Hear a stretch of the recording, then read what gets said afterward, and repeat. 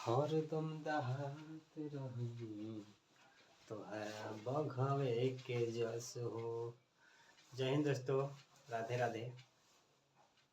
तो आज हम बहुत ही शानदार और जानदार क्वेश्चन लेके आ गए, एकदम बहुत ही अच्छा और बहुत ही बेहतरीन। ठीक बा, हमने के भारतीय और अंतर्राष्ट्रीय विधि में कैसे लिखल जाला उहे आज हमनी के लिखे के बा। ठीक बा ना। जैसे कि हमनी के भारत में पैसा जब हमनी के रुपया में बात होला तो हमनी के इकाई दहाई सैकड़ा हजार 10,000 लाख 10 लाख करोड़ 10 करोड़ अरब ये बहुत होला। ठीक बा ना। भारत में अब यह अंतर्राष्ट्रीय विधि में दूसरा देश में कैसे ओकरा के रुपया के पढ़ल जाला वही बारे में हमने क्या जानकारी करे के बा। ठीक बा ना। ये सब बेसिक जानकारी है और बहुत ही अच्छा रहे के चाहिए। जानकारी रखल बहुत जरूरी बा सब। तो आज हम वही तरीका के लेकर हम समझावे लेके आगे बनी। ठीक बा ना कि अंतर्राष्ट्रीय विधि में कैसे लिखल जाला अब पढ़ल जाला कैसे, और माने भारतीय विधि में और अंतर्राष्ट्रीय विधि में ये में हम बताएं और बहुत ही अच्छा तरीका से बताएं कि समझ में आ जाओ। ठीक बा। और हम वही तरीके के बताएंगे कि समझ में आ जाएगा चाहिए। और ना समझ में आई तो कमेंट करे के हुई, फिर से समझाओ जाए। ठीक है ना। और बहुत ही अच्छा बा है अंक जौन देखल जाए क्वेश्चन देखल का बा। पहले क्वेश्चन पढ़ जाए है हाथना अंक देवल बा, इतना अंक को भारतीय तथा अंतर्राष्ट्रीय विधि से कामा देकर लिखे और पढ़े।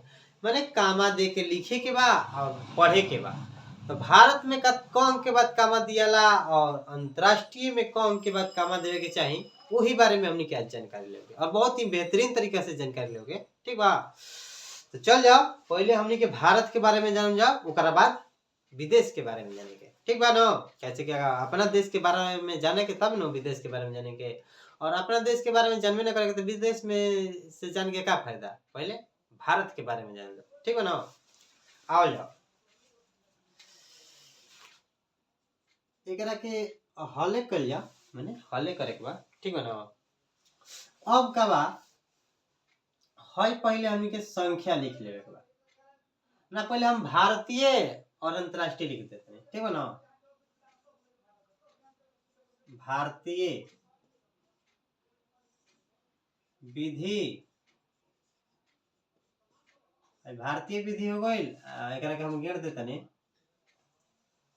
और एक और हमने अंतर्राष्ट्रीय विधि समझेगा।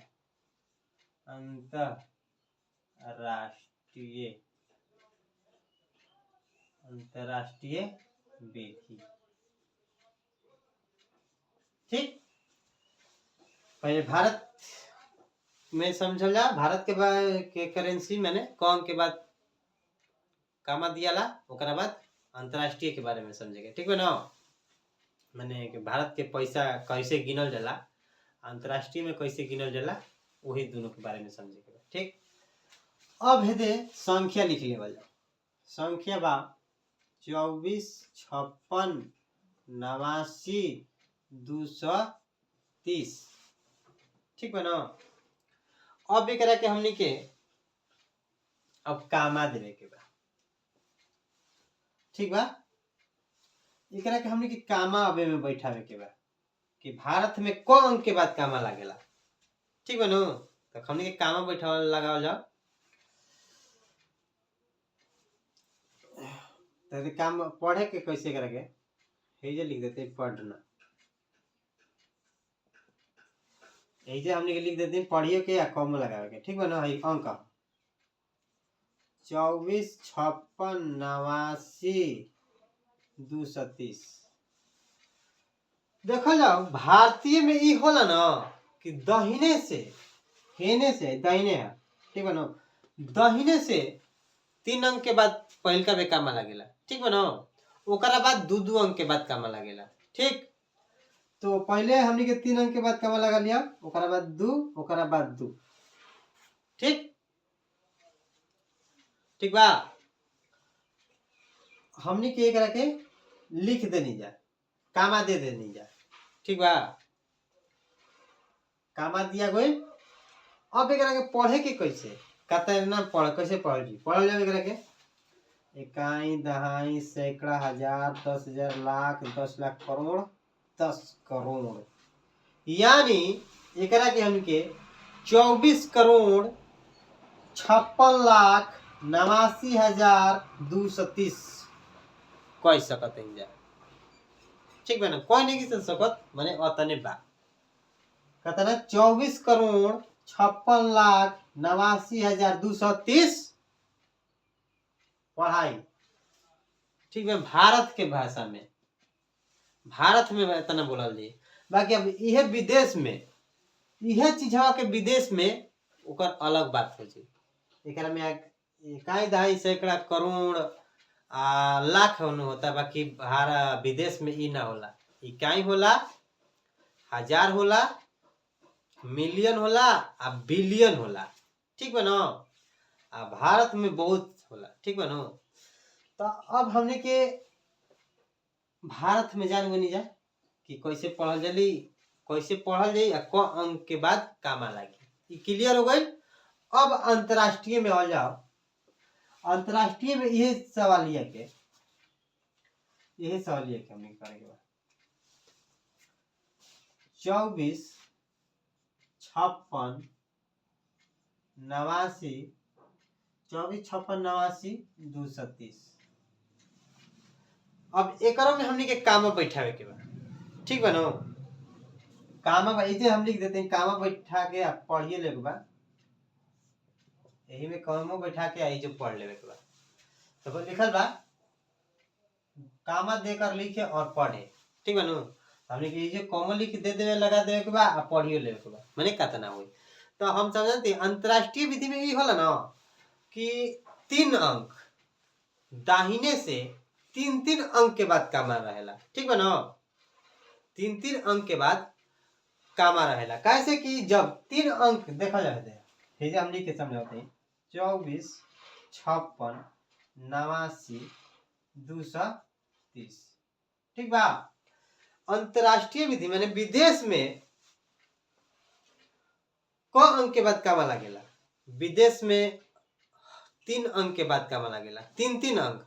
जैसे कि हमने कि भारत में देखनी जा कि दाहिने से पहले एक खाली 3 अंक के बाद कामा लागल है, ओकरा बाद 2-2 अंक। बाकी विदेश में ई होला कि हमेशा 3 अंक के बाद कामा लागी, 2 अंक के बाद ना। जैसे कि दाहिने से पहले का 3 अंक, फिर दूसरा को 3 अंक, अब फिर 3-3 अंक हो गल ना, ऐसे कि अब 3-3 अंक हो गल। 3-3 अंक के बाद विदेश में कामा लागेला। ठीक बा ना, बाकी जब 3 अंक हेदे लाग गइल त एकरा के इकाई दहाई सैकड़ा ना पढ़ल जाई, पूरा का पढ़ल जाई, इकाई पढ़ल जाई।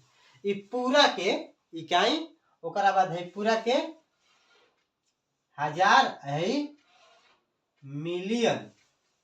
ठीक बा नु, विदेश में लाख आ करोड़ ना होला, अरब ना होला। ठीक बा नु, ई का अब एकरा के कैसे हमनी के पढ़े के, भारत के भाषा में तो पढ़ लेनी है जाए एकरा के, बाकी अब हमनी के विदेश के भाषा में पढ़े, बाकी विदेश में एकरा के कैसे पढ़ल जाला। ठीक बा, तो विदेश में एकरा के पढ़ल जाई, पढ़ल जाओ है विदेश में एकरा के का है, तीनों का है, इकाई है, तीनों का है, हजार है, तीनों मिलियन है। ठीक बा नु, आ मिलियन के बाद होला बिलियन। ठीक बा, तो एकरा के पढ़ल जाई 245 मिलियन। ठीक, 245 मिलियन 689,230। ठीक बा, फिर से पढ़ल जाओ, विदेश के भाषा में पढ़ल जाओ। हमने के कैसे पढ़ल जी, 245 मिलियन 689,230 पढ़ल जाला। इहे भाषा के जो कि हमने के भारत में कुछ अलग पढ़नी है जा, आ इहे पैसा के हमने के विदेश में कुछ अलग पढ़नी है जा। ठीक बा ना, तो दोनों भाषा में पढ़ लेनी जा, भारतों के भाषा में जान गनी जा, आ विदेशों के भाषा में हमनी के जान गनी जा कि भारत के में कैसे लिखल जाला आ कैसे पढ़ल जाला, कौन के बाद कामा लागेला, आ विदेश में कैसे पढ़ल जाला आ कौन के बाद कामा लागेला। ठीक, तो चल जाओ, हम तो समझा देनी और समझावे के तरीका कैसन लागल, अच्छा लागल होई तो सपोर्ट जरूर करे के होई, आ वीडियो के शेयर करे के होई कि तनी दूसरों को भी पता चले। ठीक।